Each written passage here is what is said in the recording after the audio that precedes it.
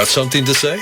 Get in on the conversation at 415-915-2291. That's 415-915-CALL-1.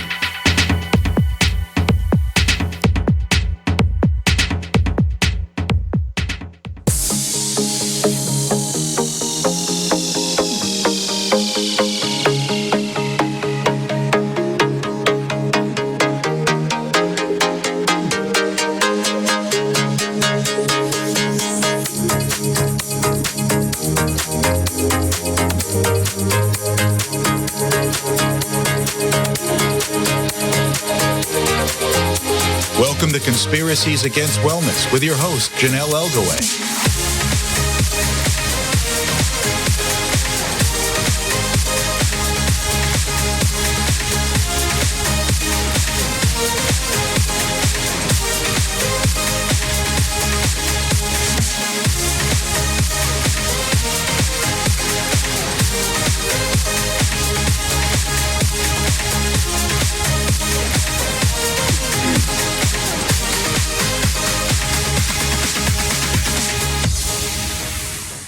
Good evening. Welcome to Conspiracies Against Wellness. I'm your host, Janelle Elgaway. If you have a question for our guest this evening, please call in at 415-915-2291, or you can leave a comment or question on our YouTube channel, Conspiracies Against Wellness livestream.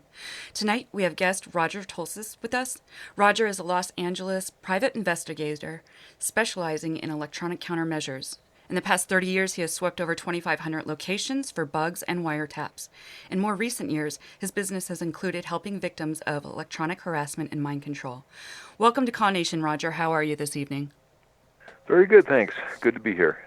Glad to have you. Can you please tell me a little bit about yourself and your background?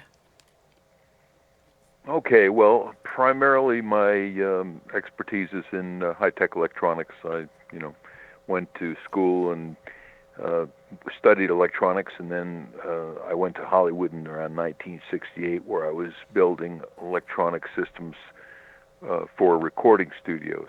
I was inventing different kinds of processing equipment and building consoles and assembling studios. And about 4 years after that, I ended up getting approached by an attorney that was a top drug attorney. He's was defending drug dealers and stuff like that. And he said to me, "Well, I'm worried about the government tapping our phones, and I'm worried about them bugging our rooms. Is that something that you could check for us if we provided the money for the equipment?" I said, "Yeah, sure, that sounds good to me." So they gave me the money. I bought the equipment, and that's how I got started in the bug sweeping business, sweeping attorneys' offices and other meeting rooms where they were meeting with defendants and that kind of thing. And so that's probably about 50 years ago now. So I've been sweeping locations for bugs and wiretaps almost continuously over the time, even though the technology substantially changed with cell phones and that kind of thing.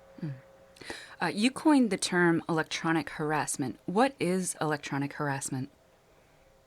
Okay, well, electronic harassment is when any person or perpetrator uses an electronic device or groups of electronic devices to either compromise your privacy or to use electronic weapons against you for harm or to control your situation. Does the average person have to be concerned about electronic harassment? Who has to be concerned with that? Well, I think everybody needs to be concerned with it, because what's happening now is the black ops and the military and weapons development community want these weapons to be the weapons of choice in future wars. In other words, when we went into Iraq, as an example, they went in and did the shock and awe. So they blew up the cities, they blew up the bridges, they blew up the infrastructure, and of course then we had to come in after taking the country over and then spend all that money rebuilding their cities and bridges and everything. So what they've done is they've decided that what we want to do is have non-lethal weapons that can be used against enemies that don't destroy physical things. In other words, not bombs, not bullets, not missiles, but some kind of electronic mind control devices, such that you can get mental control over enemies without blowing up infrastructure. So what's happened is though these things were supposed to be developed towards, enemies, they've decided that, in most cases, we're going to have to gain mind control over the general populations that are not warring with us. So what they've done is they put laws in place that allows the Department of Defense and the subcontractors to do mind control experiments on the general population in development of these weapons. So anybody who gets on the bad side of the government could end up being a lab guinea pig. How can you tell if you're a victim of electronic harassment?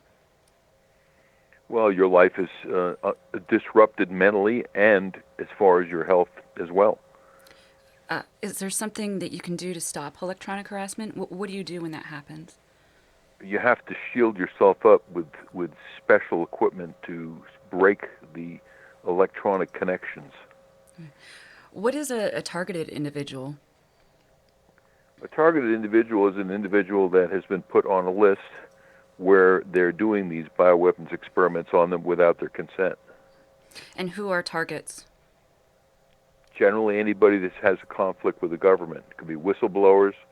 It could be anybody that's had legal problems with the government. I have a lot of ex-drug dealer people that have been put into the program. So any conflict, I actually had one individual, a younger woman, who got into a car accident with a general, a military general. He ran a stop sign and smashed into a car. She sued him, and within a short period of time after that, she ended up in the program as a targeted individual. So it can be any odd conflict that can get you in the program. We have a question from someone on YouTube. We know we are tracked by our cell phones. Are they safety tools, or should we be worried? Well, the problem is that unless you got the battery out of your cell phone, you are being tracked. So it depends on what you want to do on the level of your own personal security. I use the older flip phones. I don't carry an intelligent phone, period. Because the NSA, right now, they just put this new facility in Utah, in Bluffdale, 1 million square feet of supercomputers. And what's happening is every phone call, every thing that you do on the internet, all your texts and everything else, all going into supercomputers. Everything that goes through the internet is going onto a hard drive. How many people have you encountered in the course of your career that have been or are being targeted? About 5,000. And what advice can you give an individual if they are being targeted? That you better get yourself protected, because if you allow the electronic harassment to continue, your health will generally fail in the long run. It's undeniable that this technology exists, but how do people get others to believe them if they're being targeted? Because I've spoken to a few people that are being gang stalked or targeted, and they sound crazy. But the thing is I've spoken to several of them, and they all have similar stories. Well, the thing about it is you have to document your problem. So I always tell targeted individuals to carry a photographic camera with them, a good one, something that's got telephoto capabilities. And so as they're being stalked and harassed, to get photographs of perpetrators, and to get photographs of license plates and vehicles, and build up your database of who's doing it.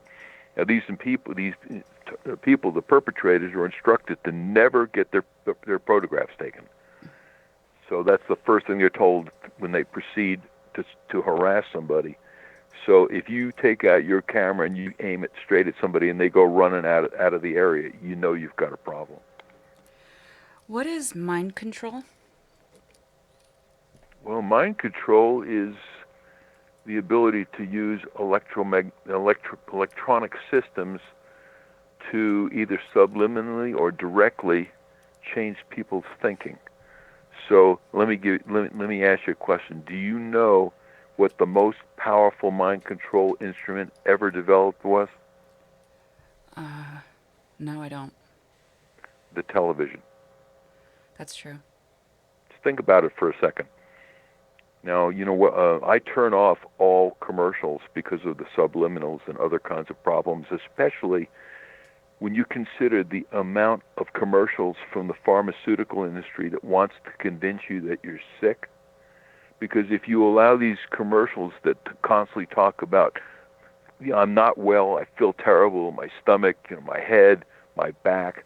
If you listen to these commercials, and there's, if you watch any news program, it's one after another. There must be 10 or 15 commercials on every prime news channel about infirmity and not being well. So if you listen to these commercials, your subconscious is sucking up all this information that they put in there that you've got something wrong with you and you're in bad health and you better get on some kind of pharmaceutical to fix it.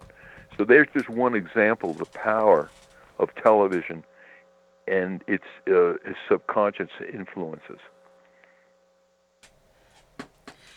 People who complain that they are being watched often say they are hearing voices.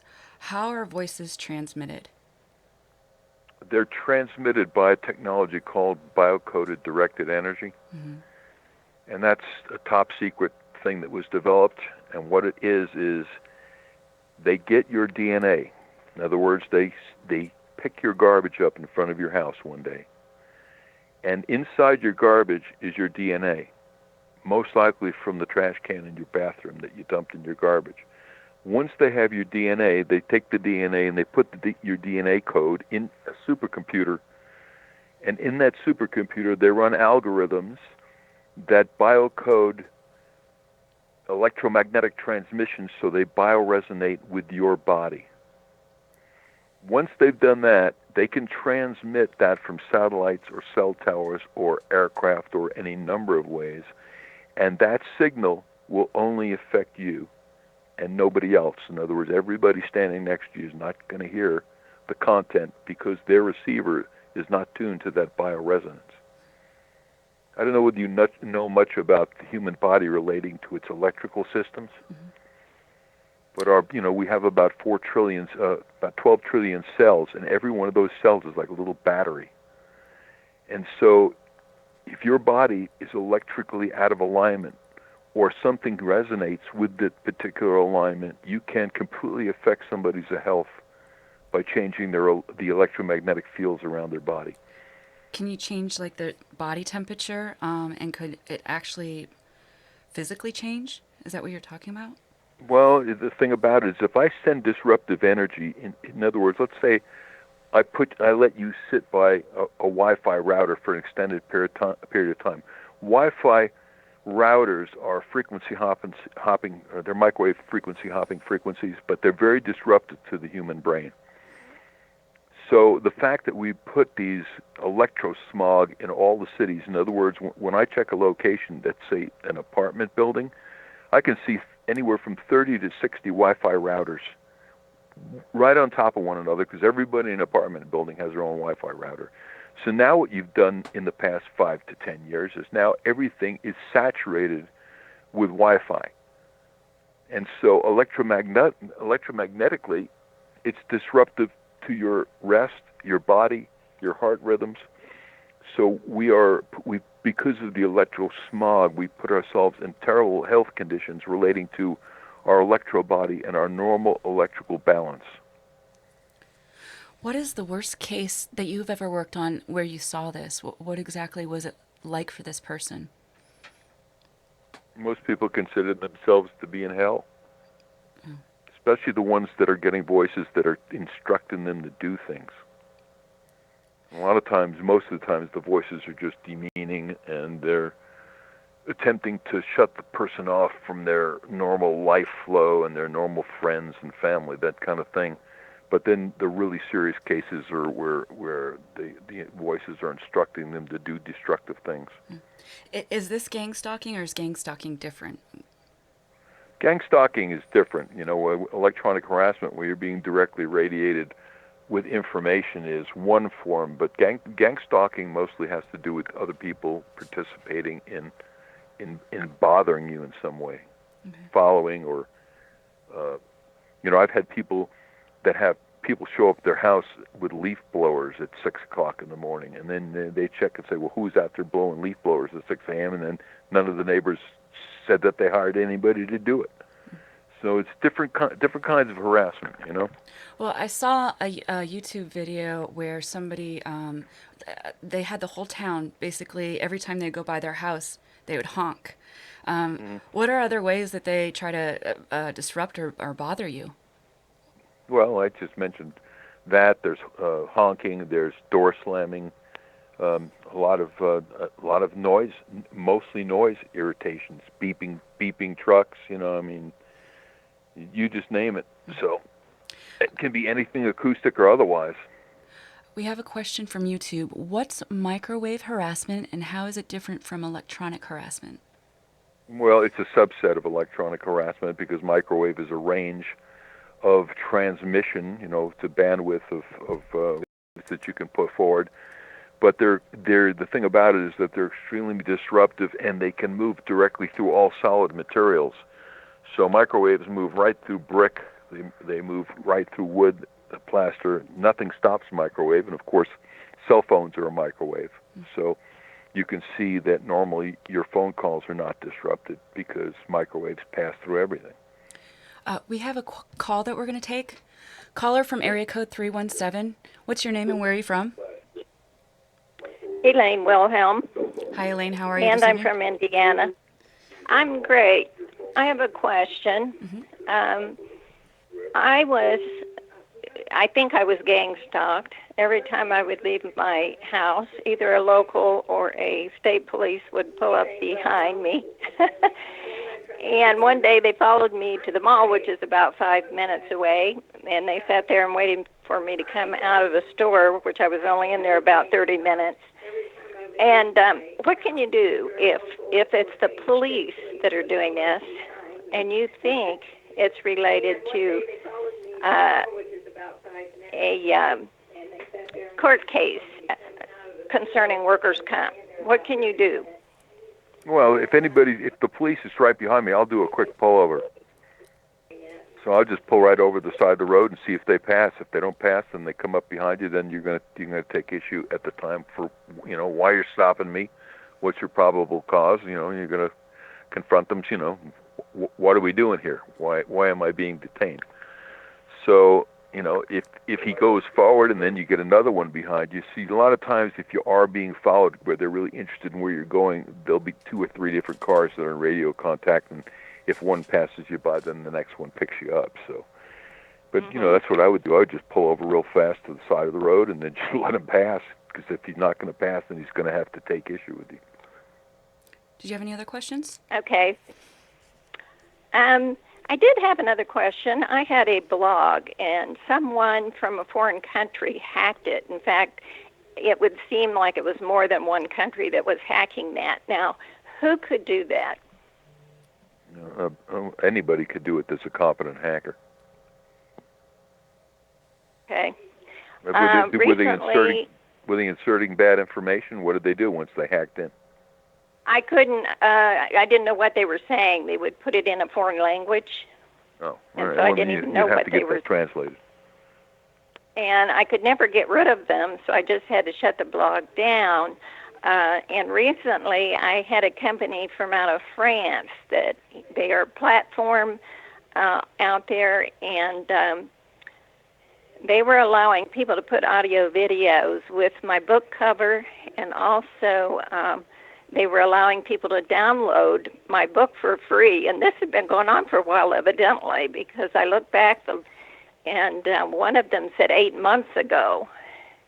All right, well, you want to be changing your passwords on a regular basis, and you want your passwords to be sophisticated. So that's a necessity. Mm-hmm.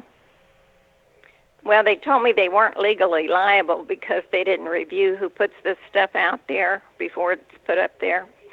And so I spent 2 days trying to get rid of these links off of Google and going rounds with them, and sent them a legal letter.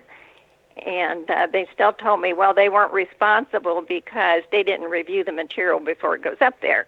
And I said, well, my book is copyrighted, and no one has the right to do that unless they are legitimate booksellers, and or if they're Amazon or Balboa Press, who handles my book. So, it was quite trying to get rid of these people. And I told him, I said, I don't want to see any reference to my book. I don't want anybody using my cover. And I don't want to see it on your platform ever again. And it was Daily Motion. Once things are up on the internet, you really have no control over it. So, once things are on the internet, there's no such thing as protection. Yeah. Yeah, just look at what happened with the music business and all of the copyrights that, were lost to the people that had music. Well, I don't know how people are going to protect their e-books because from what I've been told, this is happening. Well, once again, I really don't think you can protect it. When once something's up on the internet, there's no controlling it. Thank you, Elaine, for calling in. We appreciate your question. So who is involved with gang stalking? Like, who's doing this? Because I've seen helicopters could possibly be involved, police. How does that happen? Well, it can happen from government subcontractors, or it can happen with just pissing off your neighborhood drug gangs. So it depends. And how is that legal? Like, how can they use tax dollars for, that are going towards these things, and they use them to spy or harass others? How does that? Title 50, Chapter 32, Section 1528. Check it out. I will. You were talking about earlier about people could get physical symptoms. How are their actual physical symptoms? And can this actually change your body to become permanently sick, or as soon as it stops, they'll go back to normal and they'll be okay then? It can be permanent damage. Wow. What methods can you suggest for people to protect themselves when gang stalking is involved? Well, once again, you have to, on a gang stalking situation, you got to carry the camera. And if somebody's following you, what you do is you get a friend to follow you. In other words, on a Saturday morning, you tell the friend, I'm going to 5 locations. Here's where I'm going to go. Then that friend follows you because they know exactly where you're going, staying 1 or 2 cars behind. And they're traveling with binoculars. They're traveling with a camera. They're shooting photographs of any vehicles that might be involved. So if somebody's following you with an automobile, you get this friend to get those photographs of those license plates, and then you get the license plates tracked back. And then once you've done that, you start to find out who's behind it. And of course, the other thing, if they're walking and they're physically walking behind you and doing that kind of harassment, carrying the camera that has telephoto capability is the way to go. Okay. Do they use different colors, like, say, cars and stuff like that? Like, is there things that you could look out in that way? No, you won't recognize them that way. It would just be the matter that they're following you. Yeah. We have another question. What is the motivation? It seems so excessive. To develop non-lethal weapons so that they can control humanity without guns and bullets. What does it mean to be gaslighted? It means the same thing. Once again, it just has to do with somebody stalking you and causing you to think that there's things going on that are not real, but in fact they are. In other words, I have people, as an example, that they'll go into their house and they'll move stuff around in their house. They won't take anything. They'll just move things around the house, and people come back and they can see somebody's been in their house. And yet they call the police and say, well, somebody in my house. And the police say, well, what's stolen? They say, well, nothing's stolen. So that creates this huge frustration that they know somebody's done something, but they can't get anybody to deal with it. So that's an example of gaslighting. What different levels are there to be a targeted individual? Like, are there different levels, and what happens in those levels? It depends on where you are in the sequence. It's light at first, and it gets progressively more heavy. So. What do you think? Until you actually start blocking it, it can just escalate into being worse. What ways how do you block it? Like, say if you're in your house, how do you block that from coming in, the waves and stuff? Yeah, we block it with an electrostatic active shield system that generates It's kind of like a jammer. Mm-hmm. It just blocks incoming electromagnetic fields so that, you're able to, once you're inside this particular device, you're able to stop it. Are there a lot of people like you out there that can help others if they're having this issue? No. So if this is happening to them, what do you do? Like where do you go? Well, Who do you turn we to? we have a test protocol where people that are being electronically harassed, where the harassment travels with them, they come to us and we put them through a test protocol. And the test protocol has to do with scanning them to see if they have microchip implants. It has to do with using spectrum analyzers to analyze what kind of electromagnetic attacks are taking place. It has to do with putting them inside different kinds of shielding systems to see what blocks the problem that they're having. Mm-hmm. And so that's the way we handle it with that particular test protocol. Do you do this all over the country, or do you have to be just in your area? We do travel all over the country, but lately we have people come to us just because we're so overloaded. We have a question from YouTube. They want to know if this is affordable to the everyday person. Which thing? I'm not sure. They didn't say. I think the test protocol or the shielding. I think the shielding, because you were talking about that when you put it up. Yeah, the shielding runs about $1,500. Okay. What about the test protocol? Test protocol takes 5 days and it runs about $2,500. How long does this system take to set up? Like when you get a case, what do you have to do from start to finish? How does this all work? Well, you have to go put the individual through the test protocol to find out the nature of the problem. Okay.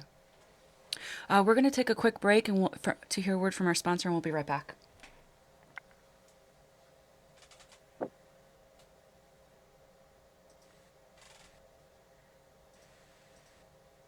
Coming soon, Caw 360 Network, with great shows such as Save Our Children, Eden's Living, Enhancing Your World, Wake Sheep, and of course, Conspiracies Against Wellness, and with new topics and faces that will educate, enlighten, and inform. Think of it as your one-stop for your daily dose of truth, and you'll be able to get it on the one source you get the Caw show on now, so no hunting all over the internet to find a new link or download new software. We're working hard on the new format and lining up great shows, so stay tuned. Caw 360 Network is going to rock your world.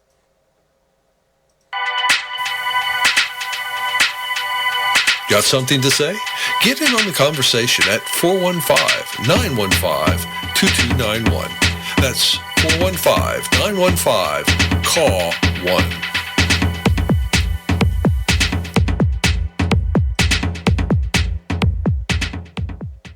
Welcome back to Conspiracies Against Wellness. We are here with guest Roger Tolces. Am I saying your last name correct, by the way? Yeah, it's fine. Okay. All right, great. So we have a question from Collective Film Group. Who is a target for this type of harassment? When is it paranoia and when is it legitimately happening? In other words, how can you tell if you're just being paranoid? Well, if you have real problems taking place, that's really what counts. If somebody's suffering, then we don't question whether somebody's got paranoia or whether there's an actual situation that's a problem. When we do test protocols, we interview the individual, find out what it is that's bothering them, and attempt to use our test equipment to find out what it is. So in some cases, it's that they're directly being harassed intentionally, and in other cases, they are in environments that are electromagnetically unhealthy, and they're suffering the symptoms of electrical hypersensitivity. We have another question. How do they get the police and fire department to participate, and do they know that they are involved, the fire and police? Some are, and some aren't. Some people don't know about it, and some do. So, is this like a regular thing for every department? I mean, it happens everywhere.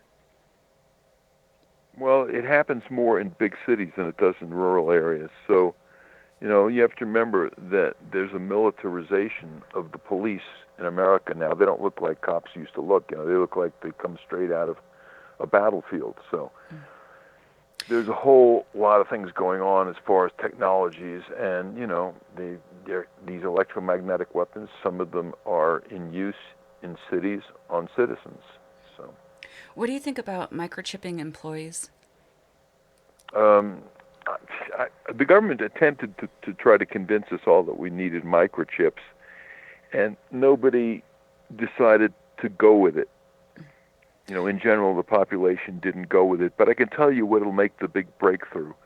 Once they figure out how to make a microchip integrate with the human mind, so that, as an example, you won't need a cell phone anymore to surf the internet. You can just surf the internet with your brain directly through an implant. Mm-hmm. As soon as they get that, all the millennials are going to wait in line and get the chips. Because the thing is, not only are you going to be able to just surf the internet with your brain, but that means that your level of intelligence and efficiency is going to go straight through the roof, so that people will only employ people with this boosted intelligence. So I think once that ended up being available, that they're going to be waiting in line to get it. What are your thoughts on drones? Depends on what they're used for. If they're supposed to spy on people and blow people up, it's not such a great thing. Mm-hmm. What is cyberstalking, and how does someone know if they're being cyberstalked? Well, you would start to see, like this lady, that something's happening with your accounts, that somebody's in there doing something, changing things around, or just plain spying on you. So, I would suggest that most people, if they have a camera in their TV camera in their computer and a microphone, that they put rubber tape over both of them.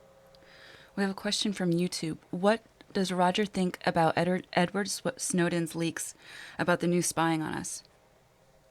Well, I think that, I think he's a brave individual that stepped forward. And instead of being considered a whistleblower, he's considered a traitor, but that's because, he's upset the apple cart. You have to remember that in 1984, this book was written actually in 1946, but in the book 1984, I don't know if you've read 1984. Have you read the Orwell book? No, I haven't, but I know about it. Okay, well, you need to read it in detail if you want to have some understanding of where things are going, because in that book, the individual had a telescreen, which is a big TV set, and the telescreen had the ability for the government to watch that individual constantly. And then, of course, you had to have it, because if you didn't have it, they would come and arrest you. So you had to have a telescreen operating in your home. And the telescreen had the ability to look at your facial expressions, so that when the propaganda was being played through the television, what they wanted you to think, if you looked like you weren't going to believe it, or you were cynical, or you had some kind of face with a disgust on it, they would send the mind police to arrest you. So do you think we're heading there? Yeah. Sounds like it, right? Well, facial recognition systems, do you know what they are? Yes. Okay, well, just you can see where things could go, and go very badly. And of course, this new Bluffdale NSA site has 1 million square feet of supercomputers, so that means all this stuff can go on. The volume of information that can be collected and preserved is so huge that almost everything that goes through any source of communication can be put on a hard drive. What do you think about, technology has grown so quickly with tablets, cell phones, smart cars, TVs. What do you think about all this? Should we be concerned? Well, I think anybody that goes on Facebook and puts their life up there has got to be a dummy. I'm almost sure that the NSA and the Black Ops were the people that put Facebook on the map. So why should we have to sit around and figure out what people are doing? We'll just give them a place to go put all their information on there, try to convince them it's an ego trip, that we'd have all the photographs of them and all their friends and everything that they do. And we won't have to spend a lot of money figuring out where everybody is. So just to think about that for a second, how unconcerned normal people are about their privacy. Right. Well, and unless something like this would happen to you, you wouldn't even think about it probably. I wonder about the younger generations. They're going to have everything online pretty much. with all their selfies and everything like that. We did get another question regarding microchips. Does Roger know about the Venn singularity? And if so, does he believe that is what the NSA and others are working on? I'm not sure exactly what that is. An NG singularity? No, Venn, V-I-N-G-E, Venn. Yeah, I'm not familiar with it. Oh, okay. But we only deal with intelligent chips. We're not so concerned with RFID kind of chips. And we're looking, when we're looking at a person scanning, we're looking for an intelligent chip that's actually transmitting information, data upload and download. I'm not sure what model this chip is, and you might have them email me at bugsweeps.com and send me information. I'd be interested in it. Sure. Bugsweeps.com is my website. Okay. So you mentioned earlier about the chips that they'll put, that our brains will be able to, think something and then we'll see it, or it will, it will be able to just think of it as having a Wi-Fi router in your arm. Okay. I mean, are these like almost like we're going to become half computers a little bit? Exactly. We have a question. It has been rumored that Facebook was developed by the CIA. Is there any truth to that? I don't have the evidence that it's true, but I'm almost sure that it's true. Mm. So, but that just shows you how dumb we are. Americans really are not all that bright. How so? Most of them have never read the Constitution, have no clue about what the founding fathers' intent was, and of course, the Fourth Amendment dealing with privacy and keeping the government out of our business was a very strong thing that the founding fathers wanted to have in place, and we're actually volunteering to remove it. Right.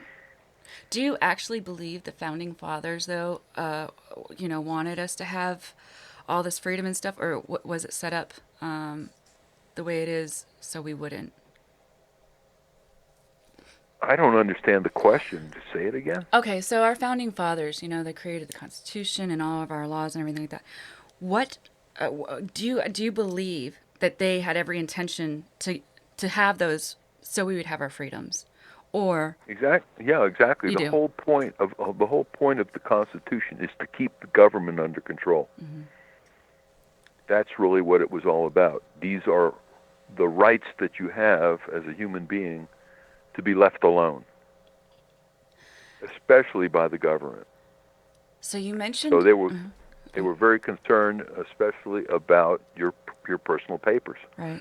And of course, papers now are on our electronic, media. Mm-hmm.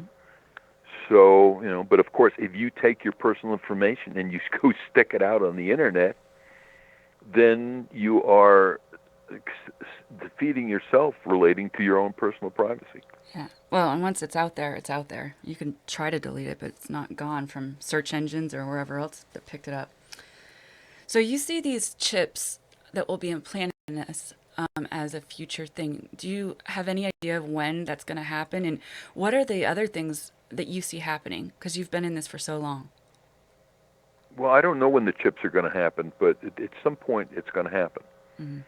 There's going to be a direct interface between the human brain and the outside electromagnetic world. So, the internet specifically. So it'll happen at some point. It'll probably happen in stages.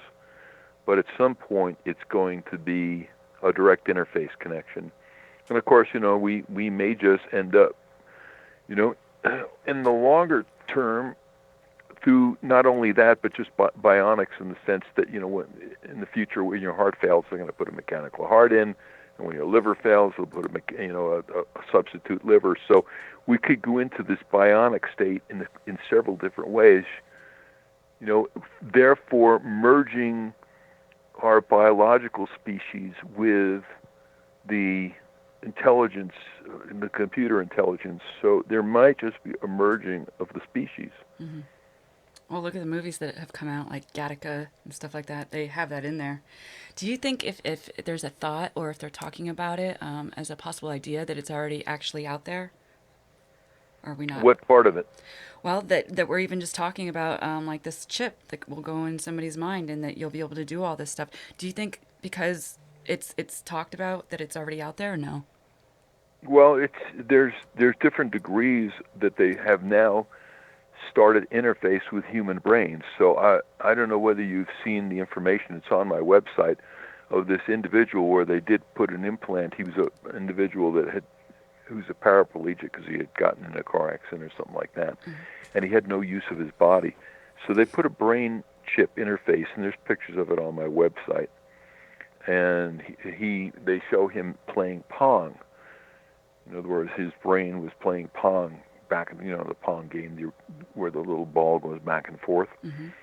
They had a Pong when they were demonstrating. This is almost 5 or 6 years ago where this individual was doing this. So, my guess is that a lot of things have advanced and gotten much smaller. But that article is on my website. In the articles, when you go to bugsweeps.com, there's a tab there that says more info. If you go there, there's all these articles, and one of the articles has to do with the brain interface.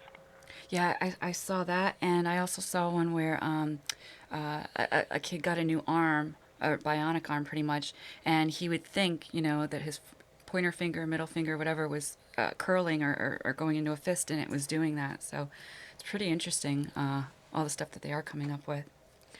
We have another question. Is it true the Pentagon has developed a weapon that beams voices onto people's minds? Is tinfoil help? Not sure what that means. Okay, so the weapon is called voice-to-skull technology. Uh-huh.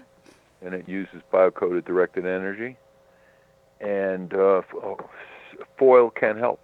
There's better materials to block it. There is nickel and silver, different kinds of shielding materials that can be used as well that's better for blocking it than foil.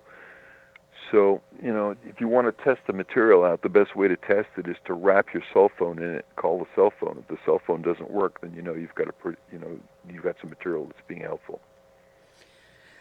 Over the past 30 years, you have worked with many powerful and influential people. Who stands out the most and why? Oh, that's a hard question because I've dealt with all kinds of different individuals. Okay, pick someone.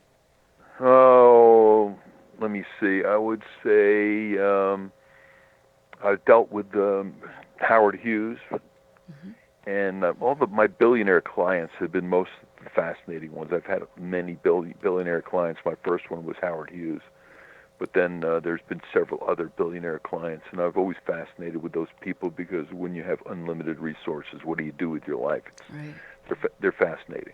They're pretty normal people in a lot of ways, but the thing is that they have the ability to do whatever they want, and that's kind of an interesting freedom. What was it like meeting Howard Hughes? What was he like? Well, I couldn't meet Howard Hughes directly. I worked for him, but I had to deal through his individuals because he was never, he was a germaphobe. Oh, okay. So he never wanted to be face-to-face with everybody he had to deal with. But I was, around his environments enough and knew enough about what was going on that he was really a super fascinating guy, and he was very anti-government. What did Mr. Hughes hire you for to do? Well, I got involved with Howard Hughes putting together some of his audio systems. That he was a movie fanatic, and when he put himself up in the hotel in the top floors in the hotel in Vegas, he didn't want to do anything but sit there and watch Ice Station Zebra. You know that movie? It's an old movie about a submarine that goes under the Rock Hudson and a submarine that goes under the ice. So, because he was a germaphobe, he loved the idea of being inside a submarine under the water. So he played it over and over again. So I was involved with getting the projection systems put into the top of the hotel in Las Vegas. Well, I know 20 years prior to passing away, he was in a terrible plane wreck. And was it after that? Yeah, it was after that, because the plane wreck happened, I think, in the 40s or 50s. He crashed he was testing an aircraft and crashed it in Beverly Hills. Yeah, and I didn't get involved with them too in the 1967, 68, but the whole Howard Hughes story is on my website if you want to look at it. It's on the front page. Okay. Yeah, he has a disease called CRPS as well, which they did like an 8-page spread in this medical journal thing. Because, once he was in that crash, I mean, he had so much of his body burned. But yeah, he's fascinating. How did he feel about being watched secretly? Because he was being watched, right? Oh, yeah, he hated it. And they did everything possible to stop it. If people want to reach out to you for help on these issues, how can they get in touch with you? They just go to the website, bugsweeps.com, or just put my name into the Google search engine. It'll come up with the Advanced Electronic Security website, which is bugsweeps.com. Okay. Would you like to share anything else with our audience before we get going here? No, we could do a lot about the how there's an economic conspiracy going on that everybody needs to know about, but that's almost another show. Okay. Because I really do like to talk to people about what's happening economically, so that they're aware that they're being totally absconded. So. Well, if you'd like to come on over and discuss that, I would love to have you back on. So I'd appreciate that. Okay. Well, just when you got some time, just give me a contact and we'll do it. Okay. Well, thank you, Roger, for being a guest on Conspiracies Against Wellness. The work you're doing is so interesting, and the people you're helping, literally, you're saving lives. So thank you. I appreciate you coming on. Okay. All right. Bye-bye. Bye-bye. Tomorrow on Con Nation, we'll be having a candlelight vigil to bring awareness to the war on pain patients, its current victims, and lives it's taken. Dr. Tennant, Dr. Klein, Dr. Lawhern, and many advocates will be joining us to speak about how this has touched and changed their lives. We'll be taking calls at the end of the program if you'd like to share your experience or have a question. The candle color is brown, and it is in honor of Doug Hale. Doug passed away October 11, 2016, to suicide because his doctors refused to treat his chronic pain. This is not okay. We must take a stand together on this. It's not a matter of if, it's a matter of when it will happen to the entire pain community. So we must get together on this. I'll also be working with the above doctors, advocates, and admins from online support groups on a solution for all chronic pain patients. I invite each one of you to join in and to work with us. We need every single person that is willing to help out on this one. Thanks for listening in this evening, and have a great night, Con Nation.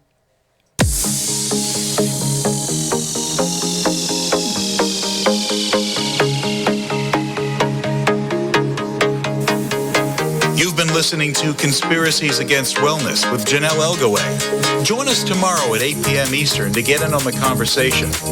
The opinions expressed on this program are those of the host and callers, and not necessarily those of EXG LLC, its employees, or sponsors. I'm David Schichter.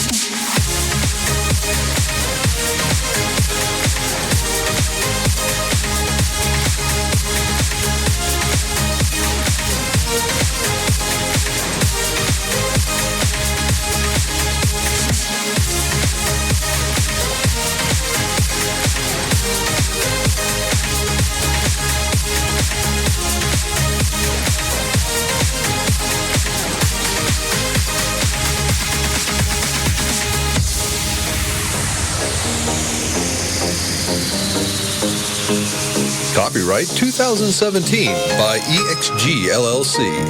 All rights reserved.